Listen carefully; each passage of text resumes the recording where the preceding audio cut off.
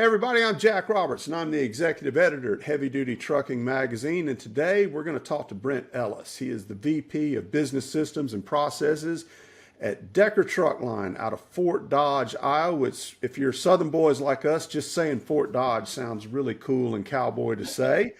Before we get into this too far, I'm going to note that we are both SEC football fans. I am a graduate of the University of Alabama. Brent is a scummy Tennessee Volunteers fan, and we have a big football game Saturday. Neither one of us, of course, knows how it's going to turn out. So we're both upbeat and happy right now. One of us might be sad if we were doing this on Monday. Is that right, Brent? That is correct. It's a long way from here to Saturday. Dang right. So Brent and I got to know each other at the HDTX Heavy Duty Trucking Exchange in Scottsdale, Arizona, about a month ago. And we were talking at night, and outside of our love of football, we discovered that we both kind of think there is a technology crisis in trucking today. And Brent has done a little bit of everything in his career, but I'll let you, Brent, tell our viewers what has led you to become sort of a technology guru in trucking today? Because you've done everything from work on the docks to drive a truck. Well, I really don't know how I got where I am. But a few years ago, several years ago now, more than I care to think about, I was in a position with a brokerage company where we had extremely manual processes. Everything was just the hard way. In the mid 2000s, we were still requiring carriers to mail paperwork in. So when I took over that department, I started looking for ways to make us more efficient, and we were so far behind when I took over that we thought we were ahead. So kind of dug in and started looking at ways to automate things and ways to just make things more efficient all around, and that led to within a few months, it seems like, taking over all of the application side of technology within the company, and that later led to a position at McLeod Software for several years. And during that time, I got to know people at 65, 70 of the largest carriers in the nation. I was on the enterprise consulting side of McLeod, so they were all large carriers that I worked with, and I'd spend weeks, months in their offices and learning processes and how they did things, and it was always amazing to me that at the end of the day we all do the same thing, right? We take something from point A and carry it to point B, and we want to be paid at the end of it, but there's so many different approaches to doing the exact same thing. And once I landed here at Decker, it kind of became necessary to figure out ways to make systems talk to each other, not just departments and processes, but how do we make this system work with this one? How do we get data from this one into this one? How do we get data from multiple systems into one reporting platform so that we can compare things apples to apples? So it's just a strange turn of events how I got to where I am, and to be honest, I still don't know what I want to do when I grow up. There you go. Well, you and I both agree there's a macro and a micro problem when it comes to technology and trucking today. The technology's here. It does what it as advertised.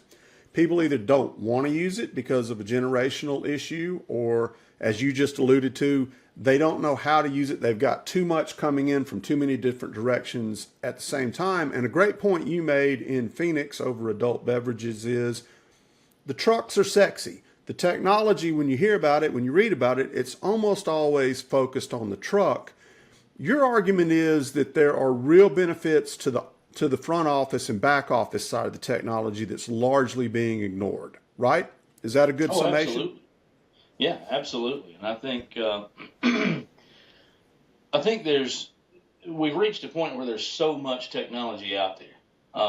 And if you take the truck completely out of the equation, we use at least 14 software platforms that I can name off the top of my head, just in the office. Now add to that all the technology that's in the truck. the driver is they've it's kind of morphed into a situation where the driver has to be an office employee too. Their office is on wheels, but they have just as much responsibility as the back office does. It's overwhelming when you really think about it. And everything the driver touches, not only does it have an impact on the back office, but the back office usually touches it first, and they're the ones who get the driver set up, and they train the driver.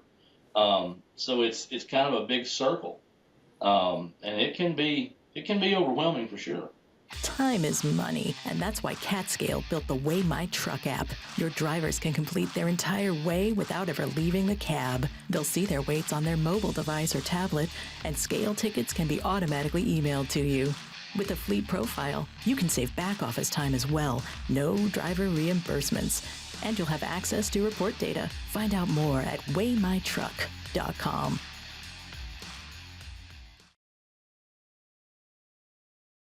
And I don't really want to dwell on this too much because it's in some ways it's kind of an easy out. But we would be remiss if we don't admit that there are generational divides with this that really, as a fleet manager, as an owner, you need to be aware of when you're dealing with this, right? Oh, absolutely. And back when the ELD mandate came into being, we saw a number of older drivers just retire because they just didn't want to deal with it. To them, it was a hassle. They'd been doing it the same way for 50 plus years, and it worked. There's that's not uncommon, even in an office setting. You've got this person who's been in this position for 25 years, and they've been doing it the same way. In their mind, it works. It gets the job done. So why change it? But in reality, you hear a lot with automation, or I do, that we're going to automate their job, and they're not going to have a job to come to, and that's not the case. Or at least not in our situation. And to be honest, like I said, I've worked with 65, 70 carriers in the past, and I've never heard anybody say, how many people can we get rid of if we automate this? Mm-hmm. What the goal is with that is to create a scalable process internally in the back office. Because if, let's say, for example, you got two people doing billing and settlements, two in each department. And over the course of a year and a half, it's not likely in this market, but over the course of a year and a half, you increase the business by 15, 20%. Well, now you've got to hire more people in order to fill those spots and handle that extra revenue. But if it's seasonal, if it's temporary, if it's this, if it's that, if it goes away and you're back where you started, what do you do then? So, automation and technology can make the users you have more efficient, and at the same time, it insulates against turnover. I've seen situations where, again, that same person's been doing the same job for 25 years, and they suddenly decide to retire, and nobody knows what to do. That's very common. Yeah, and and even if you have somebody who really does the handoff well, when they retire, there's so many things that they can't pass along because it's a situational thing. That knowledge is there and that familiarity, but it also helps insulate against travel knowledge, which is a big thing in any company, even outside of trucking. There are those people who believe that knowledge is power, and as long as I know this and keep it to myself, I don't have to worry about it. I'm valuable. I'm not going to get laid off. Exactly. So it's two-sided. But there is definitely a generational issue there where, a lot of people just don't like technology. Drivers are typically not real quick about adapting technology. Sure. They're not always tech savvy, and they don't want to be. So there's more than one side to it for sure. So let's take a step back. Let's say someone is watching this, fleet manager, owner. how do you know you got a problem? Let's just start there. How do you know you got a technology problem on your hands that you need to address? Well, there's there's a number of ways.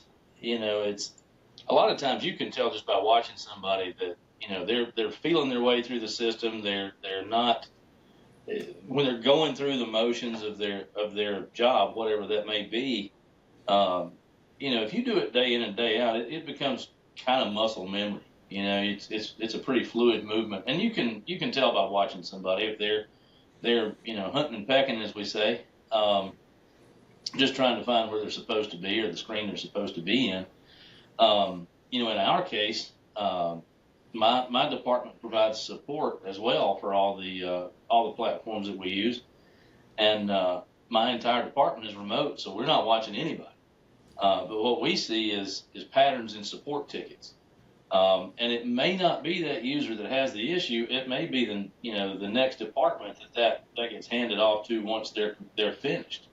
And once that load's delivered, anything operations did incorrectly is going to show up somewhere in the downstream. So we try to identify patterns like that and then create some training and assign that some online training. Assign that to the proper group and make sure, everybody's up to speed. We don't necessarily call anybody out on it unless it's really bad. But there's, the problem will always surface.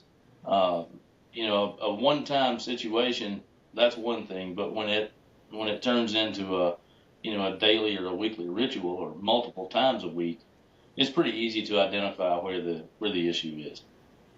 So when you identify a problem, to me it looks like, and we talked about this some, there's a couple ways you could go about it. One is, hey, do I have an outdated organization, management organization? Do I need to assign someone to technology? But there's another side of that coin where, as you and I have discussed, where it's understandable that every OEM and every OEM supplier, they want their own portal for information.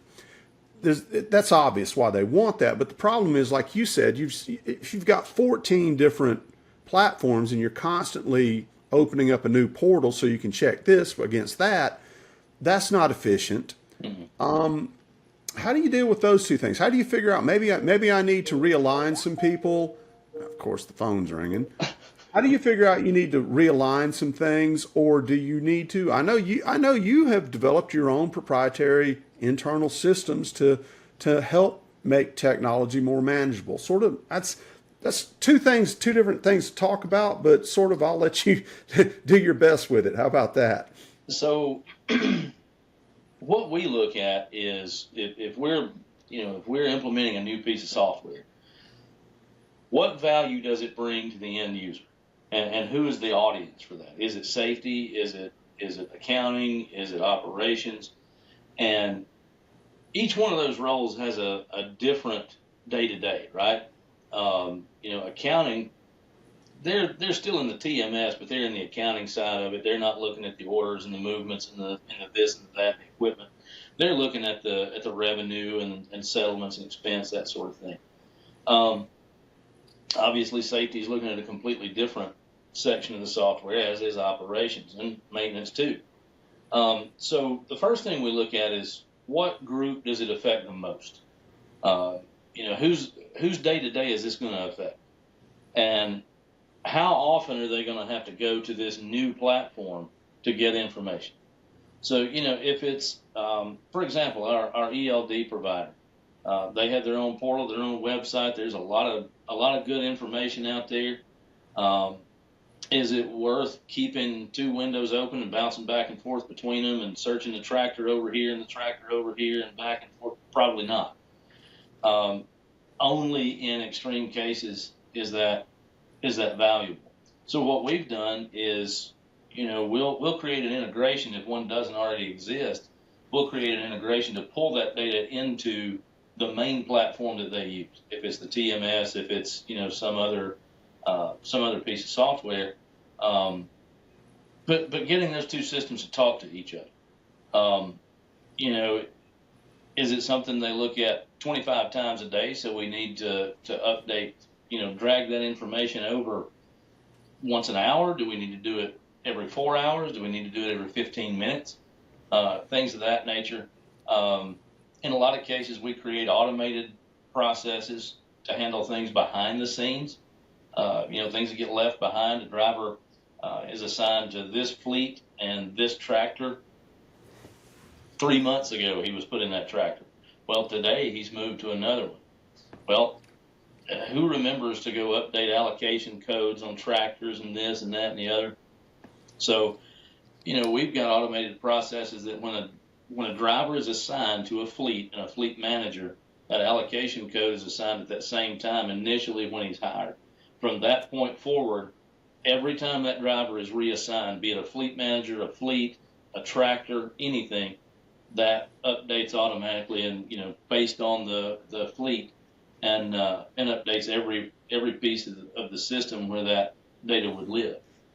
When it comes to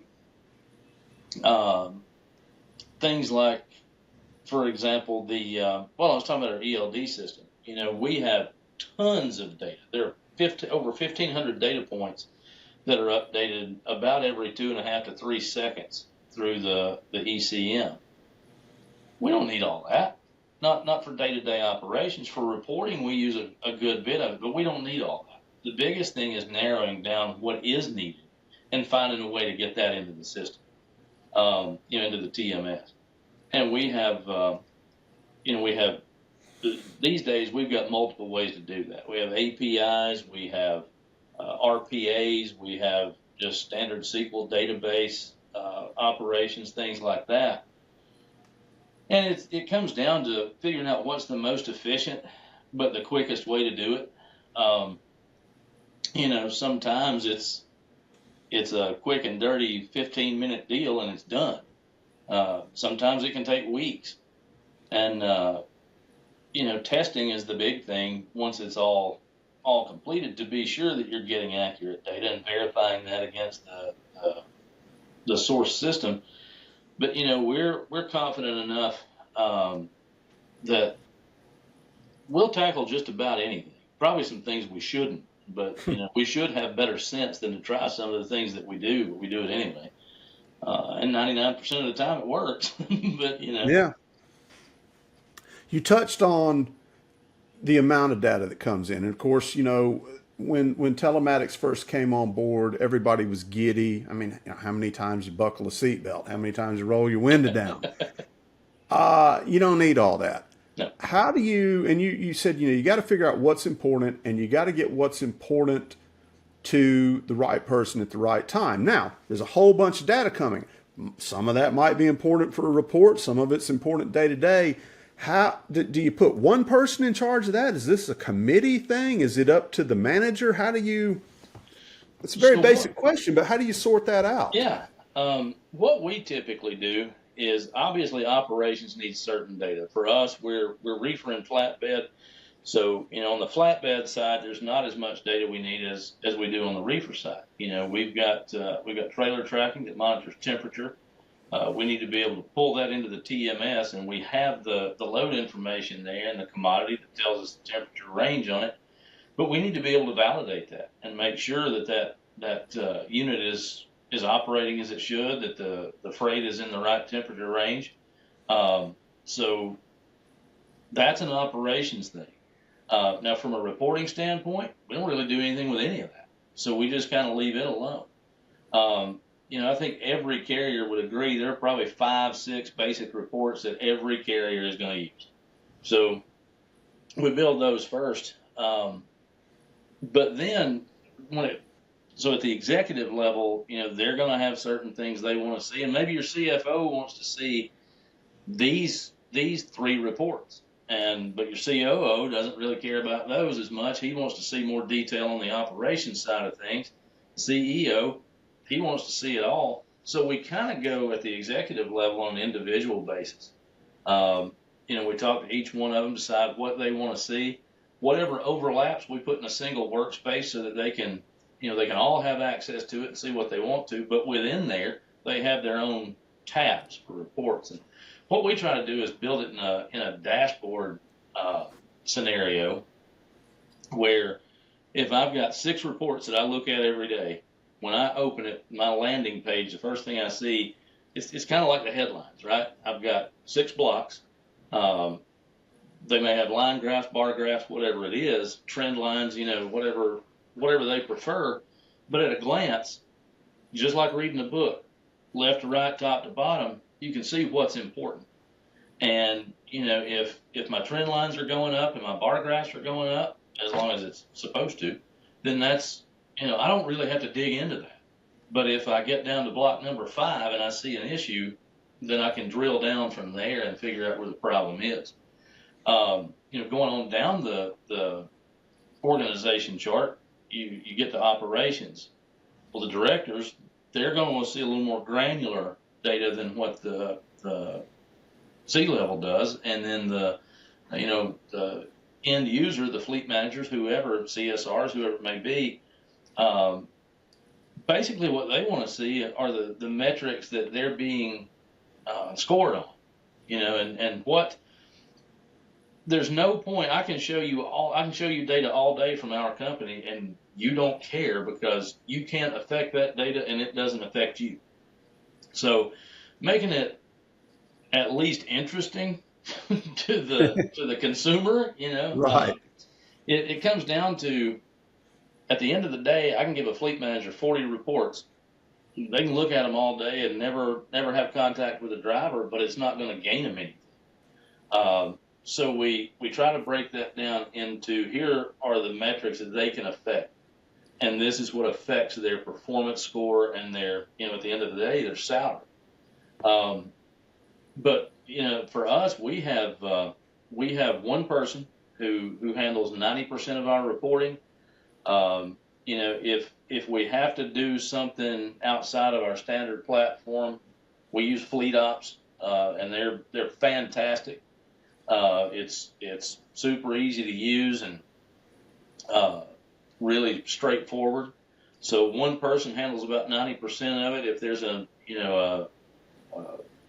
kind of side case where we have to do something completely different, maybe we for some reason don't have access to the data in Fleet Ops, and we have to build something custom, then it may go to that person. It may go to somebody else, whoever has the time to do it at that particular moment. But I think in a larger operation, I think, I've seen some companies who have 10, 12, 14 data analysts. There's such a thing as, I call it paralysis by analysis. You can over analyze any situation. But overall, we don't really have a committee. We leave it up to the users to tell us what's valuable.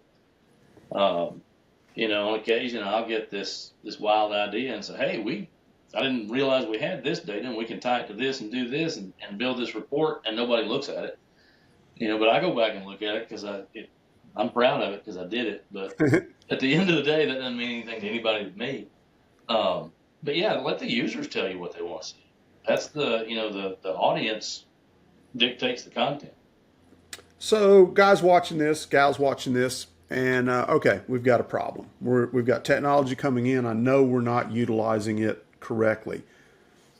How do you fix this? Do you go to a third party? Do you go to one of the 14 portal providers? Do you go out and hire a guy like you and say, come in and make all this work? How would you, and I know every fleet's different. Every fleet has different problems and priorities, but just generally speaking, how do you get a handle on technology and make it work for you? Well, the biggest thing is figuring out what's important from each platform. Like I mentioned, the ECM data, there are bits and pieces that are important to operations, but for the most part, they don't care about the other 1,497 data points out there. The biggest thing really is figuring out where the value is in each system and how can we tie all that together and who is it valuable to. I highly recommend making the TMS your system of record, your source of truth, whatever fancy industry term you want to use for that. But that should be the mothership. Everything else should feed into that. And obviously the TMS can feed back to the other systems. But overall, it comes down to figuring out how many platforms is this position, regardless of who's in it. How many platforms is this position touch in a day's time, and how many of those can we eliminate? As an example, every user in our company 5 years ago had PC Miler on their desktop. Our TMS, we use McLeod, and McLeod has a distance lookup feature that pings PC Miler and gets the distance without ever leaving the software. I sat in one of our offices and watched every person in that office. Every time they looked at an order, they went to PC Miler or entered an order. They would go to PC Miler and look up the distance. When I showed them the distance calculator and the rate index and all these other things that are in there, they were amazed by it. 2 days later, I watched the same users go to PC Miler. Habits are hard to break. They were amazed with it when I showed them, but 2 days later they weren't using it. So we did an upgrade of our TMS a couple of years ago, and when we did, we just removed PC Miler from the users' machines. So we forced them to use that technology, because what you get into in some situations, that's how we've always done it mentality, and that's not necessarily a bad thing in some cases, but things have come a long way in the last 5 years, much less the last 20. So you have those users that they're attached to a certain platform, a certain system, because they're familiar with it.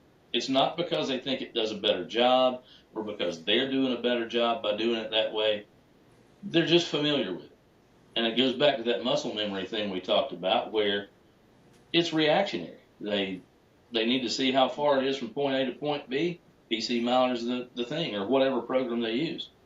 In a lot of cases, you can eliminate them going to those platforms just by training them better in the main system that they use.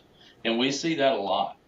And I've seen it throughout my career, where people are just not as familiar with their main system as they should be, and they don't realize that there's another way to do it without having to jump from one window to the other. But in some cases, it does take one person or maybe 2 or 3 people assigned to that task to make all this work together and then show us what to do. And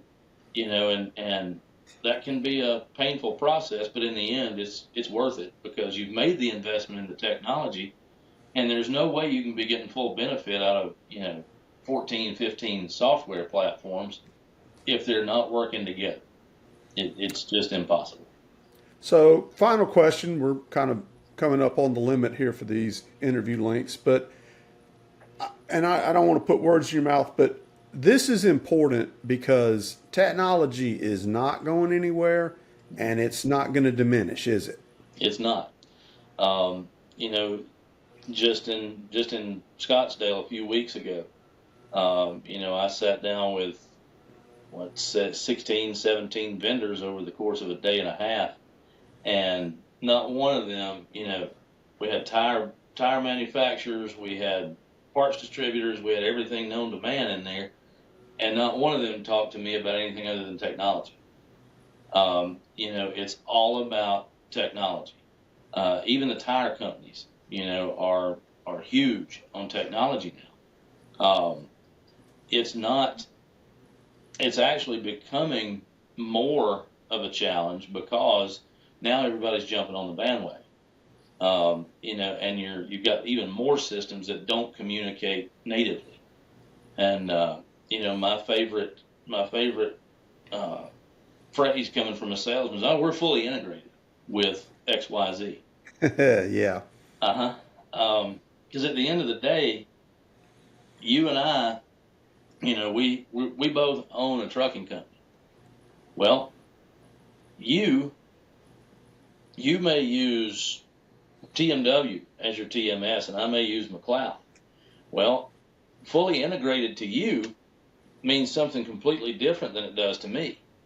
You can't say you're fully integrated unless you know that carrier's operations. And it's becoming more and more difficult because everybody, when it comes to technology, they want to, obviously we're all on a budget, and you want to find the most cost-effective solution, but at the same time, what's it going to cost you in the long run when you try to start the integration and implementation and that sort of thing?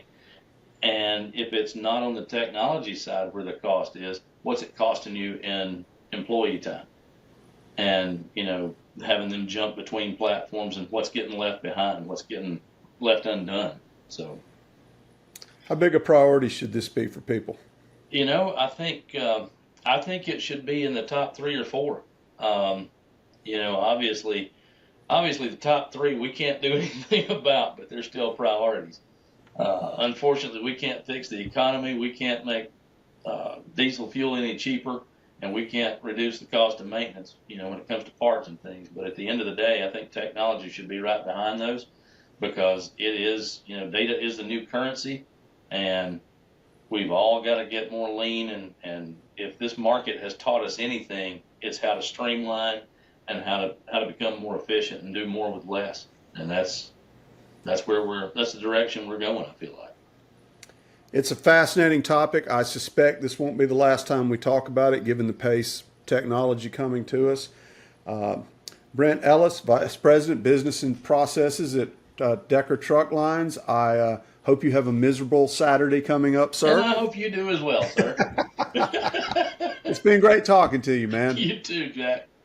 Cheers. Bye-bye.